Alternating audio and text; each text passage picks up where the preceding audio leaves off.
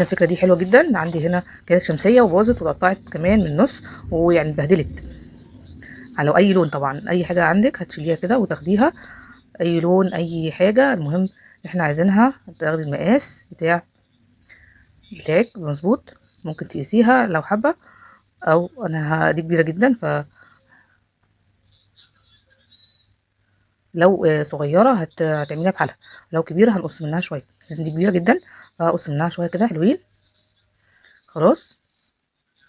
وهجيب ابرة وخيط، عند الابره والخيط، وبعدين همشي بيها او مكنه لو حابه تخيطيها عندك ومكنه موجوده متوفره.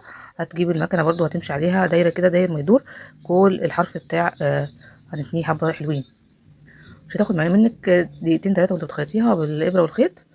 تمام بالشكل اللي انت شايفاه ده. كلها تمام، تمشي عليها كلها متنيه حته، عشان الحته دي هنعمل فيها ايه، هنجيب استك بعد ما خيطتها كلها كده وسبت مكان نحط فيه الاستك. والاستك ده ممكن تحطيه بايه، ده دبوس، ممكن تدككي بيه اي حاجه على فكره، اي بنطلون اي حاجه.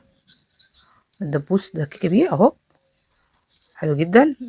او بنسة شعر برضو نفس الموضوع، هتلاقيكي دككتي بيها كل اي حاجه عايزه تدككي بيها، تدككي بشورت زعبوت مثلا اي حاجه. بالشكل ده خلصنا، وهنربطها هتبقى شبه البونيه اللي بيتحط على الشعر ده. خلاص اهو، يعني دككناها. ممكن تعمليها بخيط او بالاستك احسن، الاستك بيتسع وكمان معاكي. بتروحي فكه الدبوس وتربطيها بالشكل اللي انتي شايفاه ده. وبعد كده بقى بتعملي كده ليه، هتلبسيها في المروحه في الشتاء عشان ما تلمش تراب معاكي، تبقى كسوه للمروحه. لما بتسيبيها كده بتتملي تراب وبتبقى مليانه تراب بجد، بتبقى تاثر كمان لما تيجي تشغليها بعد كده، بتاثر التراب بيأثر على المروحه.